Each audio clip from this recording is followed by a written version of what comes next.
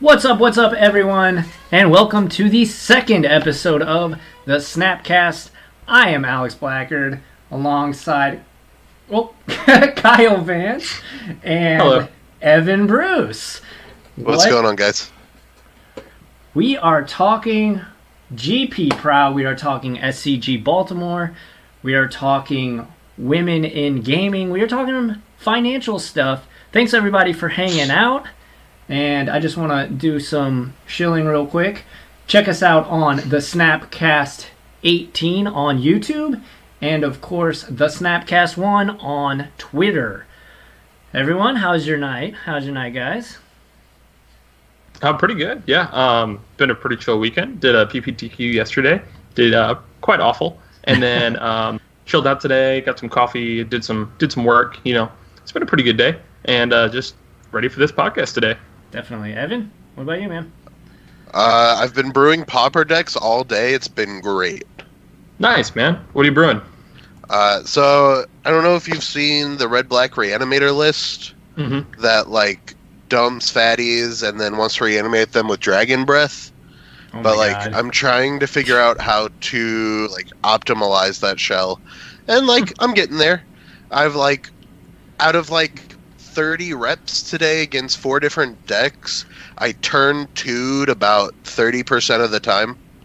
You play Exhume, like, right? Yeah. Yeah, that's what I thought. Exhume was like the engine starter. Yeah, and we're trying to get it up to about 40%. That's Okay. the ideal mark. Interesting. Sweet. Cool. So with that, let's get into there were several tournaments today. The GP Prague, and of course the SCG Baltimore, which had a Modern Open, a Standard Classic, and a Modern Classic.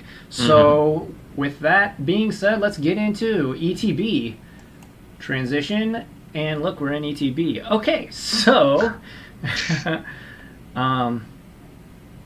so yeah, first place. No, go ahead, Kyle. Go ahead. I was going to say, I was really interested in SCG today. The top 8 was pretty diverse. We had Spirits winning it, Mono Green, Tron, Plate, both really good decks, and then Burn, Jeskai, Dredge, Blue White, and Humans, and then Hollow One. So 8 different decks in the top 8. Yeah. Like That's a really healthy format. Yeah. Like people that complain like Modern is like a turn 3 format. Well, you see these decks in the top 8. Jeskai control, Blue White control. I mean, like if you want to look at the GP's results, there were 10 Blue White or Jeskai control decks in the top 32. Like it was definitely Blue White's breakout weekend in Modern, like not close. So, but yeah, as you said, Steven Borikov wins the SCG Baltimore with Blue White Spirits. He did beat Annalise Fastiano playing Mono Green Tron. And did you guys see the little hot tech that she played in her mana base? No, I didn't. Let me. So here, let us. you want to look it up because it was pretty dope. No, just tell us. Okay, it was 1 Scavenging Grounds. For to hit I mean, that seems graveyards. pretty good. Yeah, it seems nuts because that's something that like the Tron decks will utilize in their graveyard. They'll play like, the Phyrexian black mana, Surgical Extraction. Yeah, Surgical. I've seen some lists playing up to 4 copies of Surgical in the sideboard, and like this just makes it where you don't even have to play that. So yeah, she was playing 0 Surgicals in her sideboard. Yeah. So, go on. real Evan. quick, I just got a quick question, just because this came up in chat. You guys have both played Tron. Correct. And it looks like, I think it's Naveen, is talking about playing an Urza Factory in Tron. Okay, so quick story about that. At SCG Indy, when I played Humans to a top 16 finish, top 32, something like that. I forgot what place I got, 25th. I played against Tron in round 9, round 8, and he was playing Urza's Factory, and he was stabilizing against me with Urza's Factory. It was pretty good. But he did lose because it makes artifacts, and I got to violin a Rexage before he went to blocks and blew up the token. And so it was good because it stalled the board out for a while, but it did end up costing the game. I guess something to think about that too is if Spirits is going to keep being big, Kataki is going to get more and more relevant in the format. Yeah, I could definitely see that. Yeah, I just don't think the 2/2 for 7 mana is going to be worth it, and especially if Spirits is going to be a big thing because it doesn't block anything with Spirits. So maybe you want more Walking Ballistas in your deck, or you want more All Is Dust in your deck. Yeah, something like that. Yeah, one thing that I found really fascinating on Annalise's sideboard as well was Trinisphere. Yeah. What do you As you a guys... Storm player, that terrifies me. It's so good though. You get Tron locked, turn 3, and then you're like Trinisphere, go. Mm-hmm.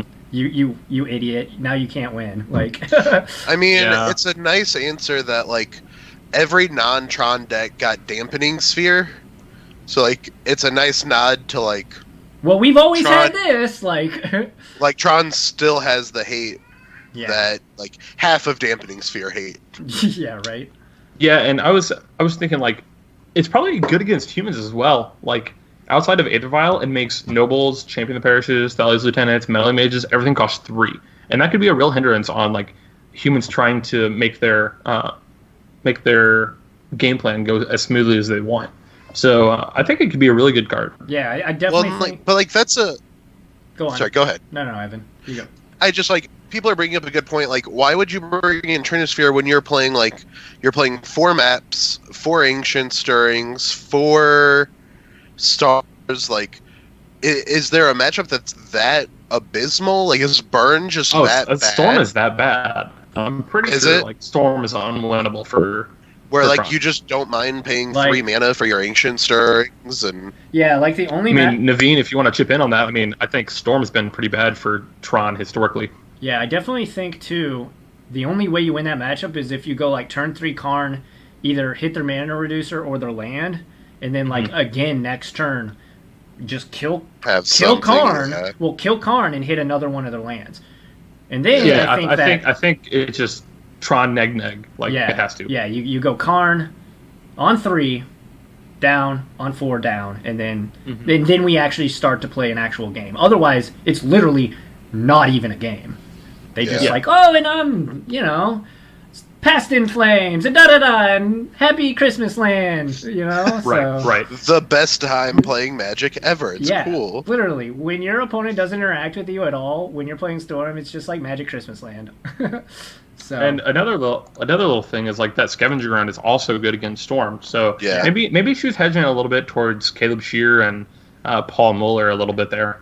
Yeah. Which both were relevant this weekend. So speaking of Caleb Shear, he actually did top 8 the Modern Classic. That guy top 8s classics like it's his job. It is his job. He's a very good player. There's no doubting that he's good. Yeah. Yes, Naveen, that is the desert that sacks to exile the graveyard. Yeah. Yeah. I'm sorry. Yeah, the classic was won by, and I'm going to butcher his last name, but Nicholas Diru, and he played Amulet Titan. Evan, he was playing some Spice. I know you love the Spice and everything nice. Go ahead and tell us what card he was playing in the main deck, in the Amulet Titan. So a little background on this. This is something I've heard people talking about. If you're not super familiar with the Amulet Titan decks, it's a pretty linear strategy of just trying to beat them down with Titans, and you get a little bit with a Primeval Titan. You get a little bit of additional help with Walking Ballista, and you get to power out these fast Titans with Amulet of Vigor and bounce lands. But I've been seeing them struggle against humans because of Meddling Mage, because Meddling Mage just names their Primeval Titan, and they're kind of stuck dead. So what... and you're right, I'm not going to say this name correct. Nick. But what Nick did is he's actually playing a Zakama Primal Calamity. Just keep saying it, man. But it's insane. There's nothing that I shouldn't say nothing. There's very little that answers this in the modern format. I just imagine you casting a Zakama on turn 5 or 6, and your opponent looking at his what is going on here? Fatal pushes and lightning bolts. Yeah, Fatal Push is gonna need a lot more help. Well, and like the other thing is like it's super relevant on its own. Like the ability to wipe boards, destroy artifacts, and like against burn, it's super relevant to be able to gain a repeated source of life gain. Yeah. Like it seems viable. But like I heard people talking about it, like I first heard about it on one of Saffron Olive's streams this week. Of course. Oh man, yeah, and one of my buddies in one of my group chats was talking about adding it. Well, I was like, "That's stupid. That can't work." And well, I'm a stupid dumb idiot for that. Yeah.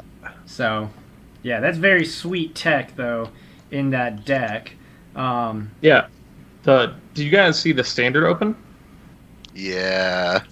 So The standard I looked on classic, the top. or Yeah, the standard yeah, classic. the classic. Sorry. Yeah. So top 16 players. I'm looking through all of them. I don't know any of their names except for the person that won it, which was Emma Handy. Emma Handy, yeah. Emma Handy coming in first in the standard classic with blue-black mid-range. So I'm happy to see her putting up results. Like I like seeing like these mainstay names keep putting up results. Like I think it's cool to see them keep coming out and performing. Mm-hmm. I agree. And her list was like pretty clean. Yeah. 3 Scarab God, 1 Hostage Shaker, 4 Glint Sleeve, 4 Champion. Now a ton of different removal. Is that so I saw she was playing, like, was it 3 Gear Hulks? Is that normal? Like, I know they've been shaving. 2? I know they've been shaving, and I thought even some didn't even play them anymore, but is that it's just now? such a good 2-for-1 whenever you have it. Yeah, it's insane. Like, it's just too good not to play, and especially with something like the Scarab God to reanimate it, it's just very, very good. Yeah. Also having a very like little interaction with Hostage Shaker where you can steal your own Gear Hulk and then flip it. Sure. Yeah, that's pretty nuts. Torrential Gear Hulk, Naveen.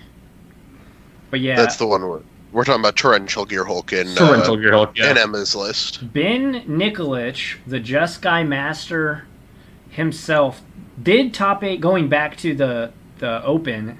Mm-hmm. He top 8'd with Just Guy in a sea of all these. So this weekend was all about blue-white control in Prague.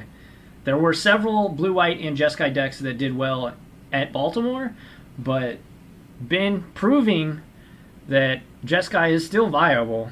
I don't even know if it's viable. It's just him. It might just be him. You're right. He beat Dredge. He did beat Dredge in top 8, which is literally so impossible. Yeah. Backstory. I actually messaged him. He won an Open in February at the beginning of this year. I messaged him and I was like, "Yo, this list is pretty sweet. I'm gonna start playing Jeskai. How do we beat Dredge?" He's like, you don't. It's pretty much a layup for them. And on camera, in top 8, this man just stone cold crushed Dredge. And like a master. He's a master. I do want to say, I think that the Dredge player was a little bit, unlucky. I don't want to say bad, but I think that Thoughtseize play was just incorrect. I know.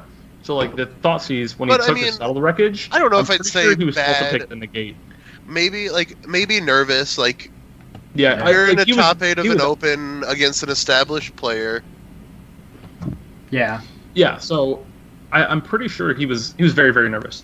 But I think his Thoughtseize where he took the Settled Wreckage, he was supposed to take the negate because he had the draw spell in his hand. A Cathartic Reunion. Yeah. And like that's how he plays the game. But Nikolic was able to negate it the next turn.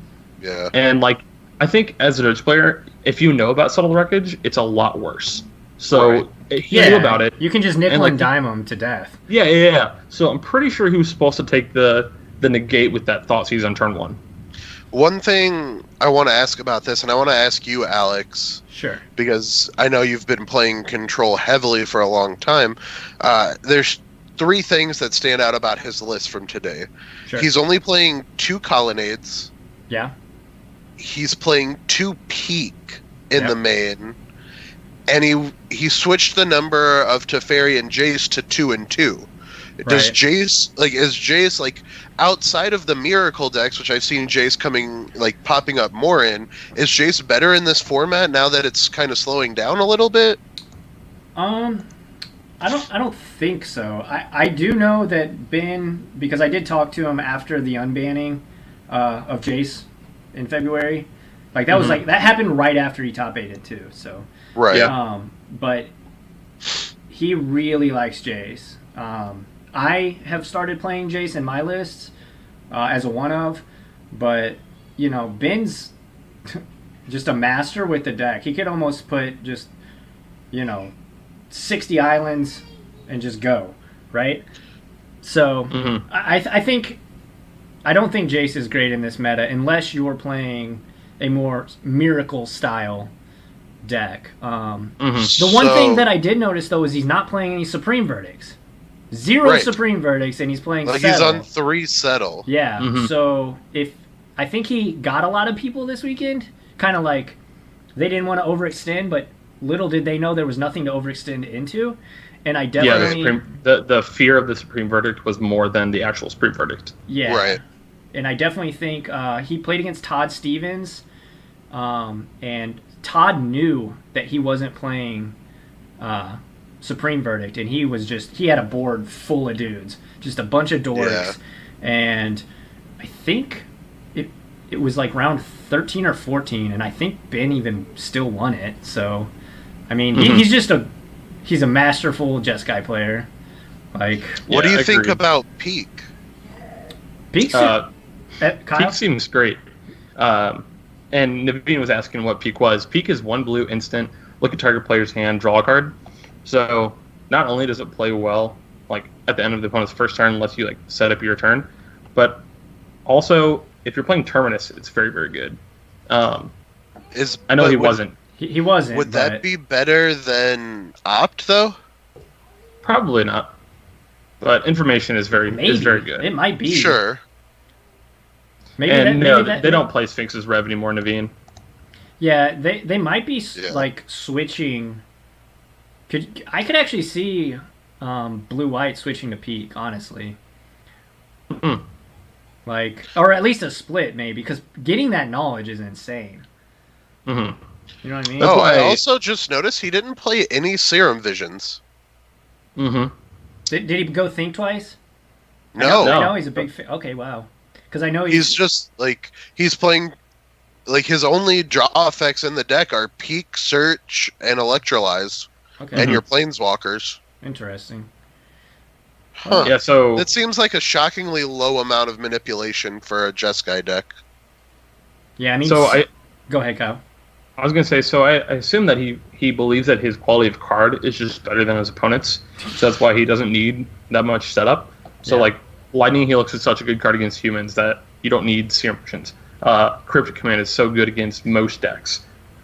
Settle Wreckage is great. Search for Escata supplies you with a Scry 1 every upkeep, and then just turns into another card once it's flipped. So maybe his thought process is that he doesn't need that turn 1 setup where he could play a turn 1 tapped land or something along those lines instead of having to waste a card in the deck and a turn setting up his plays.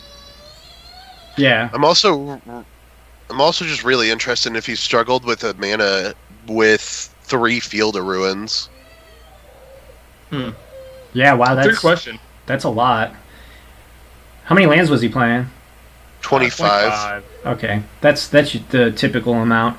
But right. So let's transition to Prague, which was won by, and I'm going to absolutely butcher this one, Laurie Pispa, and he won with the spiciest of new meme decks, Hardened Scales. Oh my God, this is where we are in Modern now. Have you watched this deck? I've died to it. This deck is insane. It's pretty sweet. It made humans look so bad that I don't know if you guys saw Game 3, but I watched the finals in Game 3.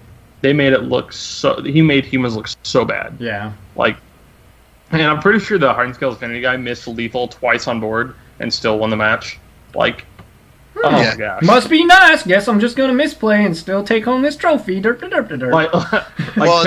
Tim Willoughby and Riley Knight were like, I'm pretty sure this is lethal if he puts it all on the infect creature. And the guy's just like, attack you for 7.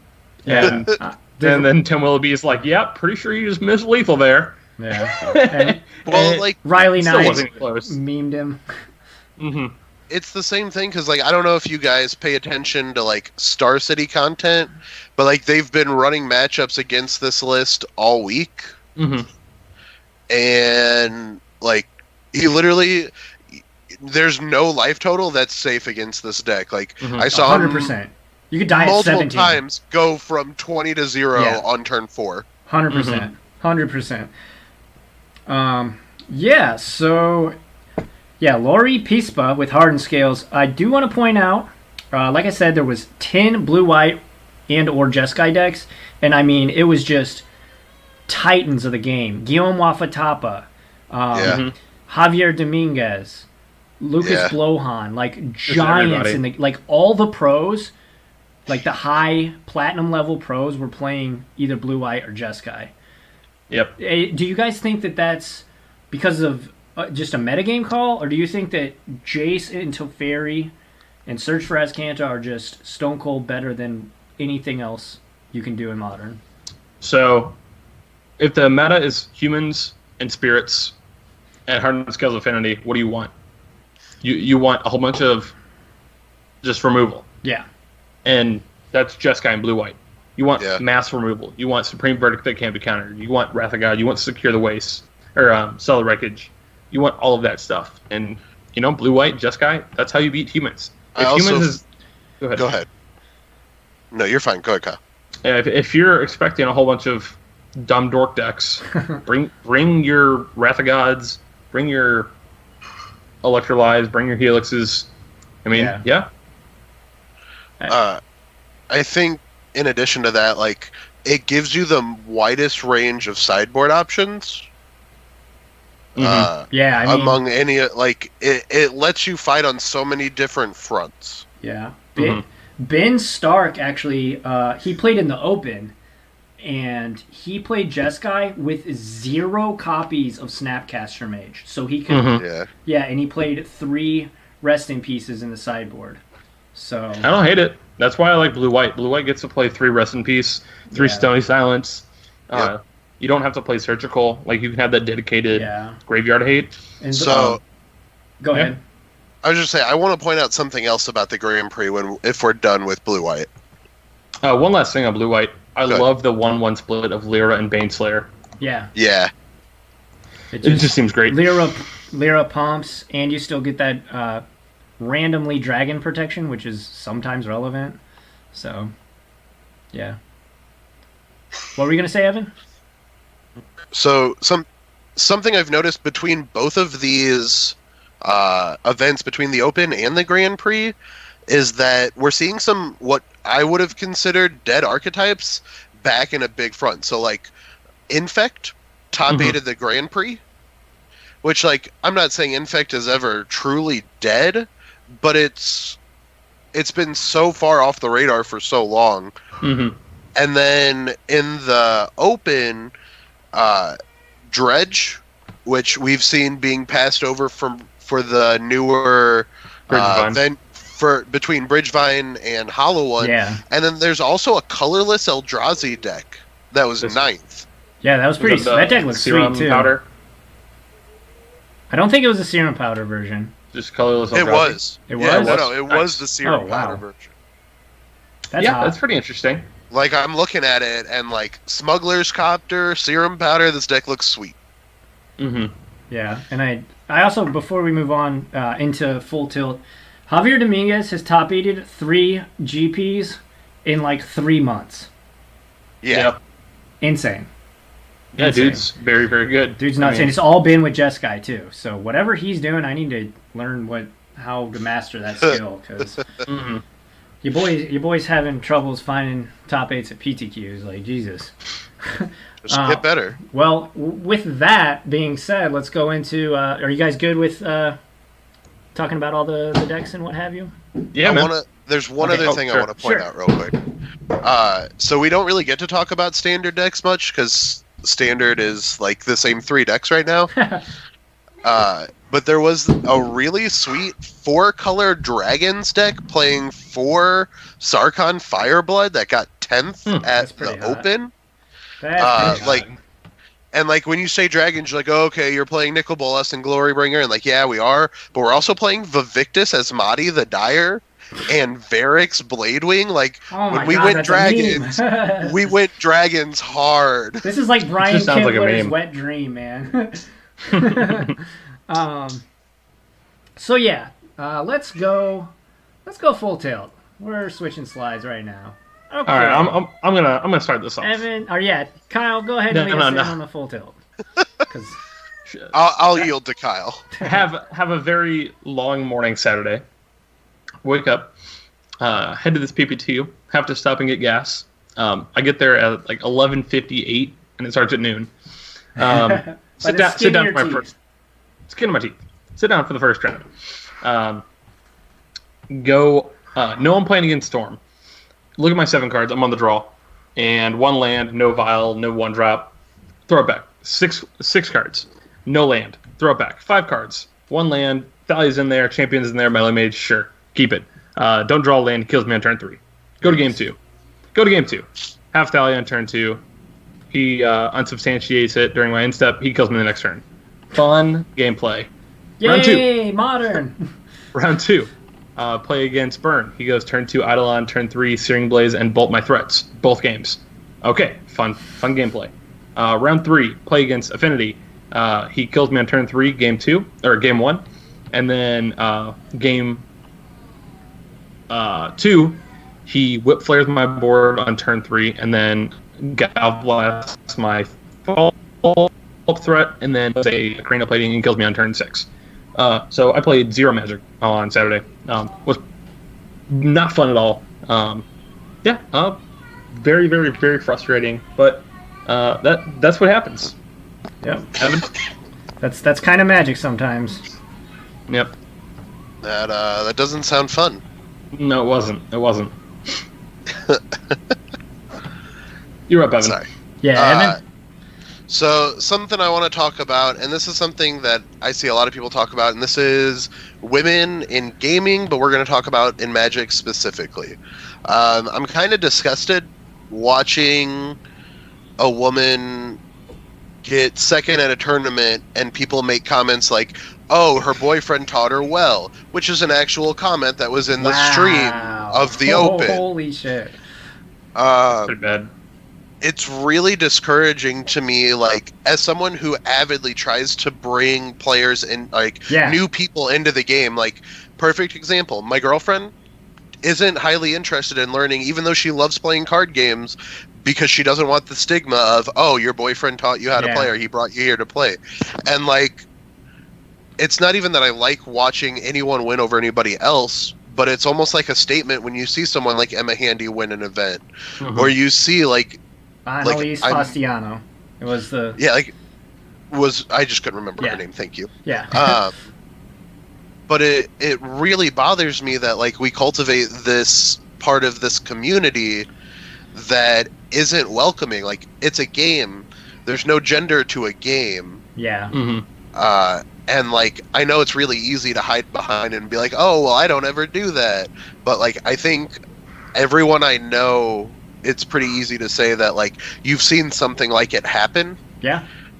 And, like, I'm glad to say most of the people around this area stand up and say something about it. Like, I can point out multiple times that people have been like, hey, that's not cool. Like, you need to not be doing that. Yeah. Or you need to not act this way or not say that thing. But, like, for every person that stands up and says something, there's someone that doesn't. There's probably, like, 2 or 3 or 4 or 5. And that's the problem. Especially online. Yeah. Well, I mean, the internet is the internet, right? People are going to troll no matter what. Mm-hmm. But if you see something like, and to kind of riff off of what you're saying, Evan, if you see something like that, if you see somebody getting bullied in any way at an actual tournament, tell the tournament organizer. They should do something. Or a judge. Correct. Or a judge. And you're right, this doesn't just need to be about a gender thing. Like, it can be any kind of bullying in this game needs to, like, be called out on the spot. Literally any kind of bullying for any reason. So yeah, absolutely. And Naveen makes a great point. He says comments like that invalidate the effort that they put in and the interest, passion they have for the game. So, like, yeah, and her top 8 picture was like, she was ear to ear smiles, like stoked. Probably, I don't know what her other Magic accomplishments, but why wouldn't you be? You just top aided you just made a couple grand. Like, life's great. Right. So, like, especially if that's her first big showing at an event. Like, that's awesome. Yeah. Right. Absolutely. Definitely. And you just like seeing like JD in Compliance or Emma Handy or whoever do really well is just like treat them like you treat anyone else. Yeah. Like they're not either special or unspecial because of this. They're the same as you. Like, right. So just be a good person. Yeah. Yep. I agree. Anyway, what's got you tilted this week, Alex? I hate to say it, but it's the same thing as last week, because this fool just brought out... he wrote a statement, okay? If you don't know, it's Alex Bertoncini. It's on the Nexus panel right down there. But anyway, he wrote a statement to the players. Mm-hmm. Did either of you read any of it? Did anyone read any of it? I read the entire I looked thing. into it, yes. All right. I didn't read everything, but I did like do the skims and look at the start of some paragraphs and stuff. So it's I have information. It is disingenuous to me. He does it first off. So here's the thing. He doesn't bring up any cheats that we didn't already know about. He didn't bring up really any specific cheats. He didn't bring up Kira. He didn't bring up Explore. He didn't bring up, what was the other one? Anyway, there was another one. He didn't bring up any of those three that we already knew about. Mm-hmm. He's talking about, I was this person, I did cheat, he keeps saying I was, as if it were past tense. Mm-hmm. Bro, you just got DQ'd at an event after your last suspension just several months ago for marked cards. No, it's not I was, like... You are, dude. Like, yeah. So I saw. I think it was Patrick like, Sullivan. Yeah, Patrick Sullivan tweeted out. Yes. He said, 100%. Like, agree it's with hard. This, by the way. He said, something along the lines of like, if someone comes into your house and steals from you, and then they come into your house and steal from you again, and then they come back and apologize. Yeah. It's fine they apologize, but you're never trusting them again. Like, this is the same thing. Well, he can apologize all he wants, but he shouldn't be allowed to play. No one should think that he's not cheating. He's literally stealing thousands of dollars. If you played in a tournament where he top aided, I don't care if you went 0-3 drop, he stole from you. Like, and if you were that person who got 9th place, God forbid, he 100%, like, literally just, whoop, oh, thanks for that $1,000. And so the Patrick Sullivan tweet I was talking about was the one, he said, if you feel any sort of, it said something to the effect of, if you feel any sort of sympathy for Alex Bertoncini, you're being tricked. It worked. It worked, and it's disgusting to me. Yeah, so. Yeah, I agree. Like, okay, someone else that said it's like, he can't take this fully, like, it's impossible to know if this is legit or if this is just because he's now going to the Pro Tour. Like, it's so hard to understand, to know if it's real or not. Yeah, I mean, last week, Evan, your topic was Pro Tour Hall of Fame. Hall of Fame snubs, correct. And there's people trying to get Mike freaking Long into the damn Hall of Fame. Literally the first known Magic the Gathering cheater, and people are trying to vote him into the Hall of Fame. It's just it's disgraceful to the game, right? Like, but Chris Pikula's still not in. I think. Oh no! Fingers Don't crossed. worry. He's gonna get in this year, right? Like, yeah. When's that announcement? I'm not too sure. Yeah, I'll look in on that a little bit. But yeah, that's my full tilt section. I mean, hopefully next week we won't be. We can have a non-Bertoncini topic. Non-Bertoncini topic. Yeah. It will be a Bertoncini free SnapCast. Okay.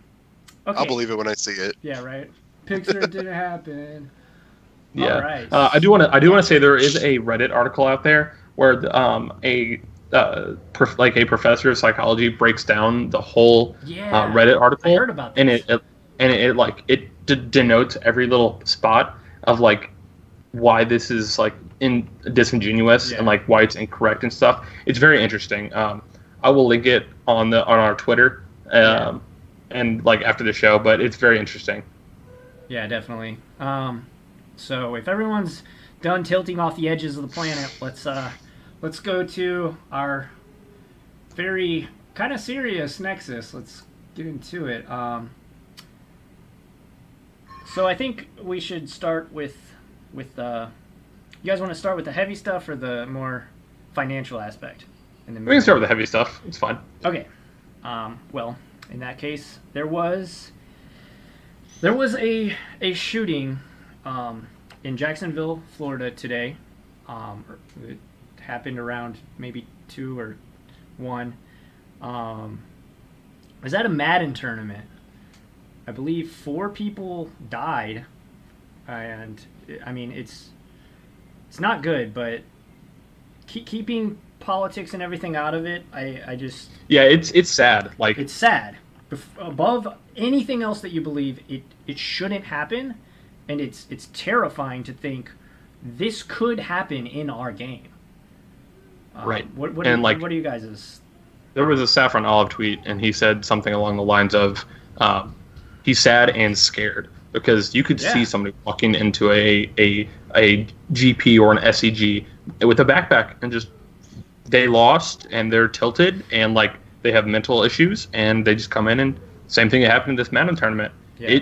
It is very possible and it's scary to think about. Like it really is terrifying. It's terrifying.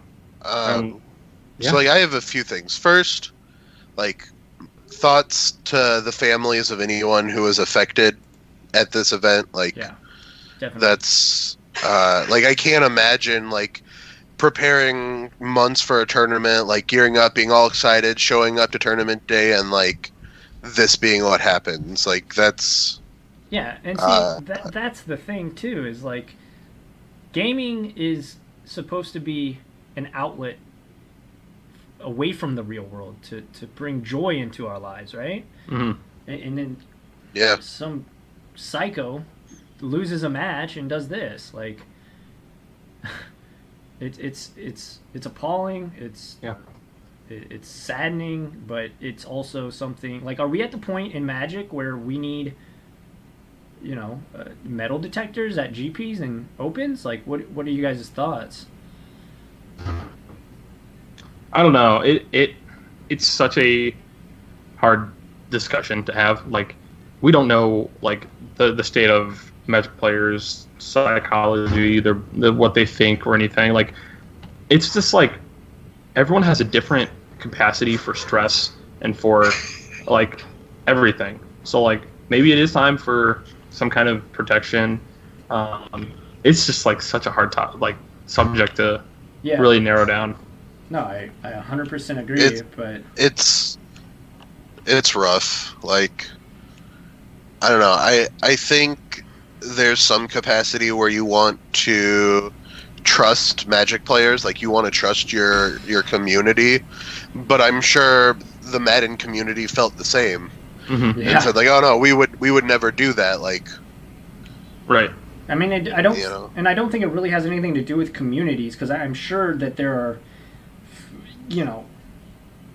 many positive influences in pretty much any community, like any gaming community.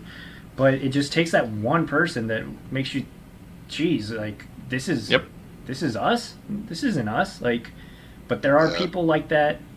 I think people like that that have the capability to do something like that in pretty much any gaming community. Sure. It's terrifying and it's sad, but just like Evan said, thoughts go out to the anyone affected. Like, there's a video of a live stream. They were streaming it. It happened on live stream. There was fortunately gameplay footage up during the actual shooting, but we're not gonna link it or anything. You can go out. It's the internet. You can go find this if you want. But it was bone chilling to. Mm-hmm. I did watch it, and I mean it was terrifying. I just put myself, because I actually played in a Madden tournament about 8 years ago. So in a public place, so like it's terrifying. Yeah. So, Quint makes a little nugget here. He says video game is more solitary, so like that is very true. That it's a fair statement. I agree with the statement, but I don't know if that changes the possibility of what could happen. I agree. I agree with, like, I see both sides. So like being a more solitary game, like this person could be someone that games at home 24/7 and then goes out to one event and loses his mind. Yeah. Where more Magic players, I will say Magic players are more, well, like interactive with other humans than like video games, you know. Well, so yeah, I mean, it doesn't. I'm not putting down like that this is an issue, but I am saying like I see the point. Yeah. Right. Anyway. Definitely. What's going on with non-Magic people getting invested in Magic? Yes. So there was, if you're unaware, there was an article that BusinessInsider.com posted. Apparently, Brian Goldberg. What? Yeah, Brian Goldberg, who is a tech investor. Yeah. He's starting to suggest to people that they instead dump their money into Magic the Gathering. And really, I just want to talk about what could this mean for the prices of reserve list cards, because we already have seen over the last year, Underground Seas go from like $350 or $400, and now they're almost $1,000. And if they're gonna hit 1,000 by the end of the year, you think so? Easily. I could see it. I want to say easily, but so if we have outside non-Magic folks investing in our game. I mean, jump aboard, boys. Let's go invest, right? Like, so what do you guys? There's two sides to it. From a reserve card standpoint, it is going to cause those cards to skyrocket. Right. For a non-reserve side, it's actually going to do the exact opposite.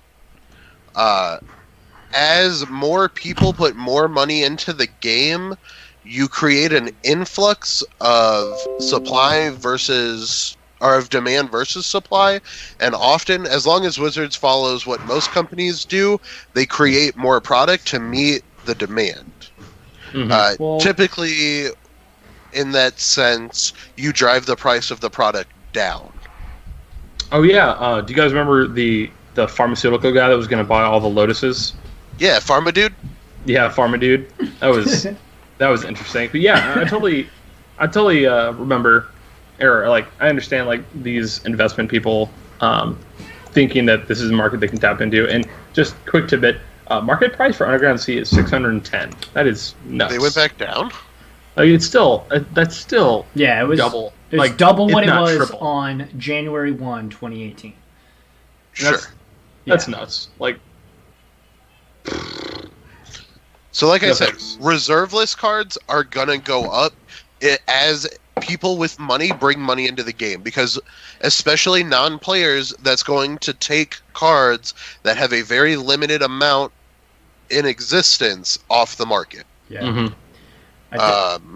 I would ask what your guys' thoughts on the reserve list is, but that is a rabbit hole that seems to never end. So... That's a long talk. It's unnecessary. And they have quadrupled down. Wizards has quadrupled down on the fact that it's a thing. It's never going away. Like, actually, Mark Rosewater said, like, a few months ago that, like, because he has a Tumblr that he answers a lot of fan questions on, and he doubled down, tripled down, quadrupled down, whatever downed on it. And so I don't think it's going away. So I mean, I think the only way it goes away is if someone else takes over Magic from Rosewater, and I don't think that's going to happen anytime soon. At this point, Magic and all the lawsuits they'll get. Right. Well, like that's the other half of it. Like, you cost people a lot of money who have spent a lot of time and energy and money in this game. Yeah. All right. Again, let's not go down that rabbit hole because we're already delving. See, we're already doing it, guys. Another thing, though, I want to talk about is the gathering, the fakes. There's a lot of fakes now. Guys like Saffron Olive and Rudy from Alpha Investments and I mean Rudy's on the forefront, I think, to trying to debunk fakes and keep the community knowledgeable about what a fake looks like and how you can kind of try and prevent yourself. What are your guys' thoughts on fakes and how we can? So, one thing I'll say, I really like something that TCG Player did this past week. I'm glad you brought it up. So essentially, what they did is there was an issue last week with one of the Jessup brothers, which I think it was Andrew Jessup, turned out he had fake cards in his deck, and he said, well, I literally just bought these from the vendor from TCG. And so, went over, they talked to the vendor, they realized they were fake, they did confirm he had purchased them from them. I didn't even hear this. I thought... Yeah. So, TCG released a statement this week saying, we are doubling down our efforts to guarantee that our cards are 100% real. If anyone in the last 6 months forward has a fake card that you buy at an event from us or that was bought through us, not only will we give you a new card that's real, but we'll reimburse your full paid price. Yeah. 100% and so I money think back or card back guarantee. So both. Yeah. They offered both. Oh, wow. They're going to give you your card and they're going to give you your money back. Because they said it's so important to them to keep the game as honest as they can. Yeah. So another thing that happened was Aiden Breyer. He's kind of like an SCG grinder. He got DQ'd yesterday at the SCG when he was 6-2. When he was 6-2, up a game in his last match, and they said that there was fake cards in his deck, and he bought them that day. Wow. So do you think that? Not saying that vendors are being scummy, but they're getting these fake cards and knowing they're going to sell them and trying to get them out on event days. Do you think they know that they're taking in fakes? That's a pretty hefty claim. Yeah, I mean, that's on the vendors, though, right? You have jeweler loops, you have the bin test, you have the light test. I mean, is it on a vendor? If we're becoming more aware of this as a player, maybe it's on us to make sure we're testing every card we buy from a vendor. Mm-hmm. And, okay, so, one of the biggest comments on it was... you absolutely have control over playing fake cards in your deck. And that's true. It's that's true, but also you buy this $60 card from say MTG Mint card or Monster card games. Right. I've never done a light test on on a card that I bought. I'm a very trusting person. I've trusted every card I bought, and I just got to start checking. I got to start checking Snapcasters and stuff like that now. Quint brings up a really good point. Are vendors actually being these vendors that are going out? Are they actually being trained enough to look into these? I don't think this is something people thought about a couple of years ago. But when you're talking the kind of money that Magic is producing now, do we need to institute some sort of training program for vendors? Mm-hmm. And they're saying, shouldn't vendors know their product? So that's what we don't know. We don't know if vendors are doing this purposely or if they're just not checking the product. I think it would be a huge risk for a big name company literally anyone that goes to a GP to sell fakes on purpose. You're going to destroy your brand and your reputation. I doubt that's it. I could see maybe a mom and pop shop doing that, at an LGS level. I could see that, but to see a Star City Games, a TCG player, a Monster, one of these big Titan card, one of these big Titans of the industry, risking their neck like that. There's no way. You got to be some kind of stupid to do that on purpose, I think. Yeah. Right, absolutely. just to make an extra $50, like whatever. So, Right. So I don't know, man. Like it's been a big topic, like on Twitter, especially this last week. Like I don't know. Yeah, it's scary though, and I am a big proponent of don't ever buy fake Chinese cards on purpose either. Even if you're using it for your EDH deck or your cube or whatever reason you're buying them for, don't, because eventually those cards are going to end up in the hands of someone who isn't going to use it for that, and they're going to take it to event, or they're going to try and sell it to other community members. It's not worth it. Just have there are several proxiers in our area, and I mean they make like fun art, right? Like cool alternative art. Like the proxy guy on Twitter does like really sweet art and good work. But like there are people in the St. Louis community that do stuff like that. Like reach out to one of your community members that already do that. Don't buy these fake. They're fakes. They're not proxies. They are fakes that are trying to get over on people. Yep. So there's a big difference. So on the same topic, like trading, like if you get a fake and you don't know it, and then you trade it, and that person finds out, like that's a hard situation. That's a hard situation. Again, like, it's similar to the booth selling them. I think it ultimately ends up on the person who. So like if I got one from, so say Kyle, you traded me a fake card and then I traded it to Evan.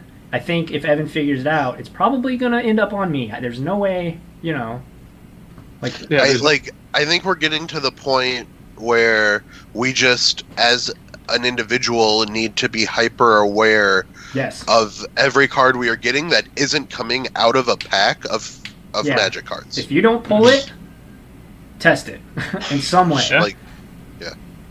Just go. Yeah, fortunately. See, guys, it was real. It was real the whole time.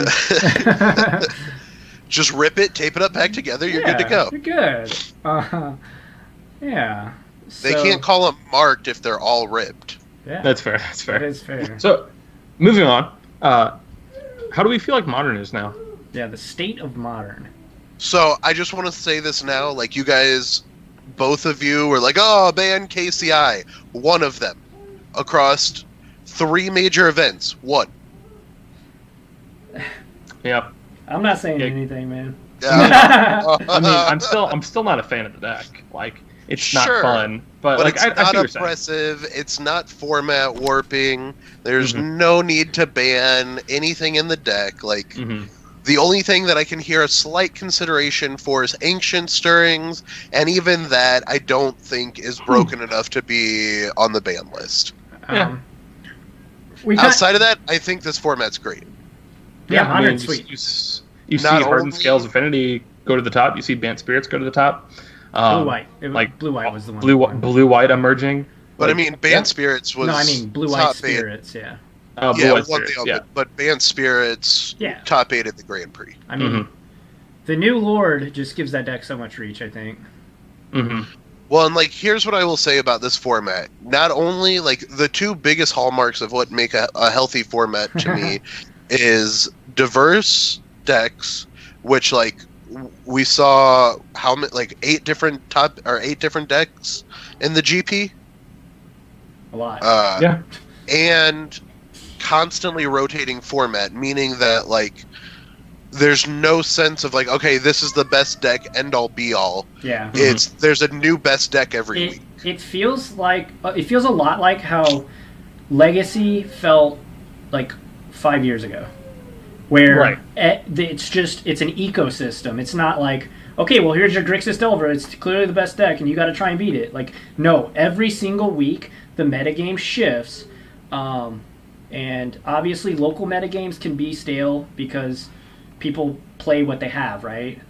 But on a macro scale, not on a micro scale, but on a macro scale, I think Modern is just like insane. It's such a good format. Real quick, Naveen, to answer your question, you should go watch our YouTube video of our week 1. We talked about a couple of cards that we thought should be unbanned.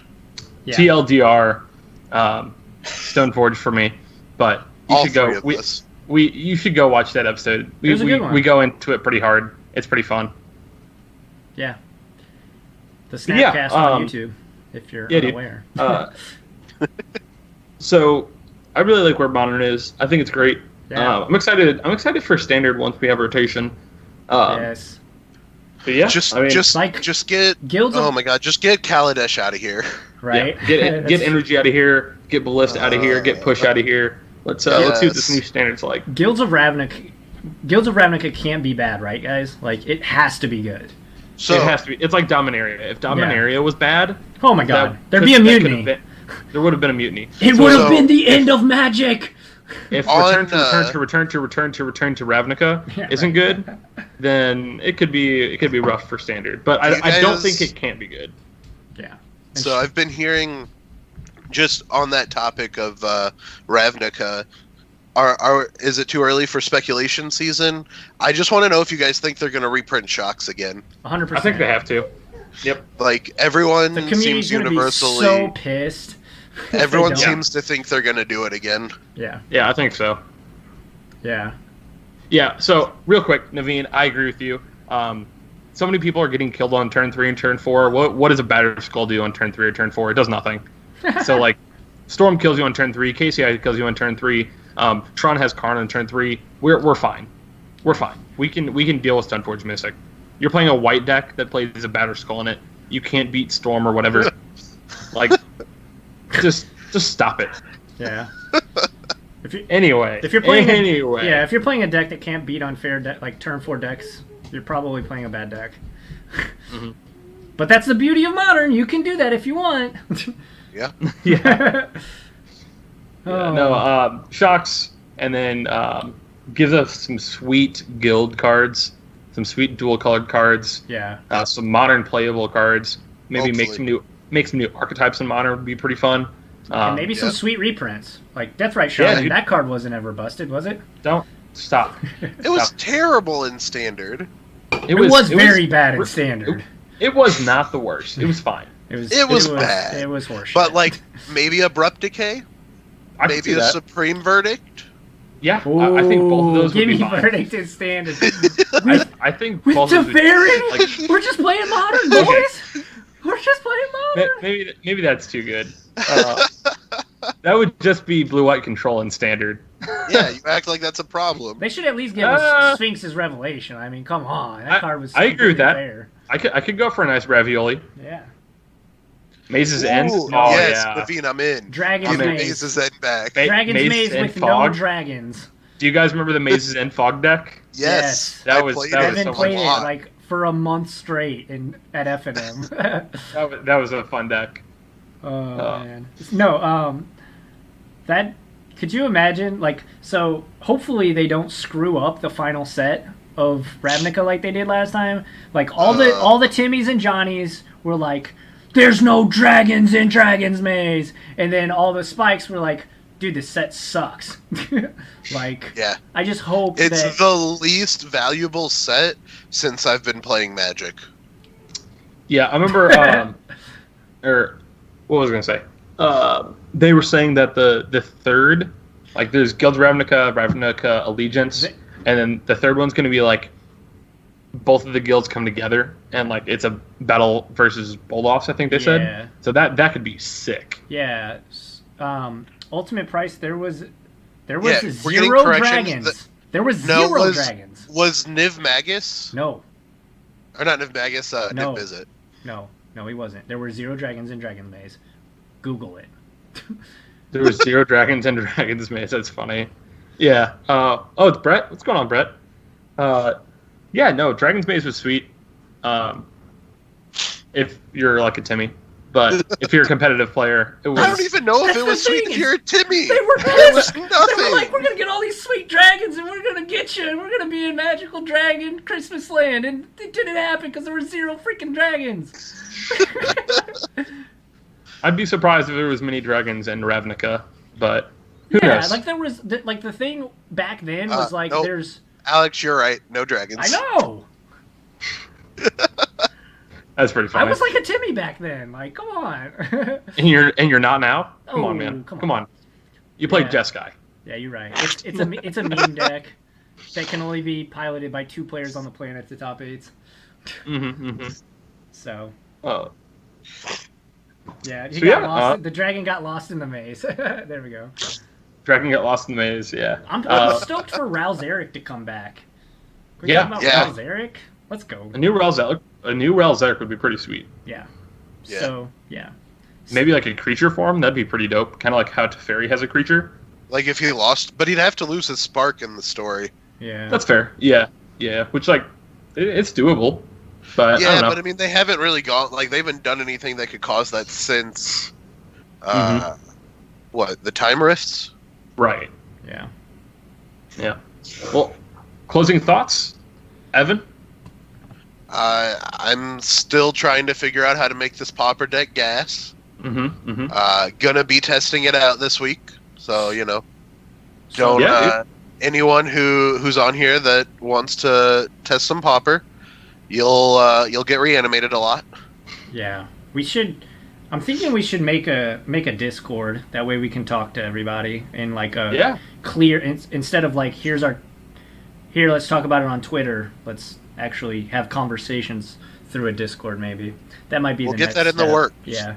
We'll get that in the works. My closing thought is PAX Prime is next weekend, along with GP Richmond. Which PAX Prime, they always release some spoilers at PAX Prime every single year. I'm guessing we're gonna get the first Ravnica spoiler. Yeah, I'm thinking it's gonna be. They're not gonna do like a rinky-dink common either. They're gonna do something sweet. So, like, I assume they're gonna spoil the 3 or 4 pieces of art and 1 card. Like, I have a feeling it'll be a new Vraska because she's been super relevant in the story going back to Ravnica. Yeah. Sure. Don't forget, they already did spoil 1 card. Yeah. It's the 5-mana sorcery, reanimated 3-drop, a 2-drop, a 1-drop. That was a leak though. That wasn't an official Wizards right. preview. Okay. Yeah. Oh well, wait a minute. Didn't they say this time they're spoiling the entire set in 1 day? Oh yeah, I think they did. Yeah. I think they're gonna. So they have to have something though. I mean, we may just get artwork. That'll kind of suck for me. Evan, spoiler season's like literally my favorite time of the year. Real quick to Fampton 86. They've actually addressed that they're not going to be doing master sets for a little bit. Their supplemental sets are going to be something different. Something like Battle Bond or Conspiracy. They're not going to do master sets at least for the foreseeable future. They kind of milked that dry. Well, and I feel like that was to kind of smooth over the core sets. Like it was supposed to be a pumped up core set, and now that core sets are back, doesn't look like there's going to be a master set in the foreseeable future. Yeah. The core set honestly felt kind of like a mini master set. Like they just gave you 3 cards that literally will not do anything in standard, and but were all $20 cards or higher. So whoever said that is lying. Alex does not look sexy. God. Yeah. This is my closing thought for me. Closing thought for me is that I'm really excited for the next standard set, the next standard rotation. Pretty pumped for going back to FNM with some Ravnica. Because when I started was Dark Ascension, so right before Ravnica. So I'm excited to go back to that. Yeah. Core 19 was nice. Core 19 I thought was sweet. Yeah, Core 19 was sweet. But yeah, no time warp. No time warp. Yeah. Don't do it. As for modern, I'm looking into playing more control decks, all that good stuff. We're off the best deck in the format. Yeah, we're off humans. We'll save that for next time. Don't worry about it. So we didn't win the PTQ? We did not win the PTQ. Don't worry. I wasn't gonna say it. That's all good. It's all good. But I'm gonna be playing some Jaces and some Cryptics. Hell yeah! Join the blue white fam.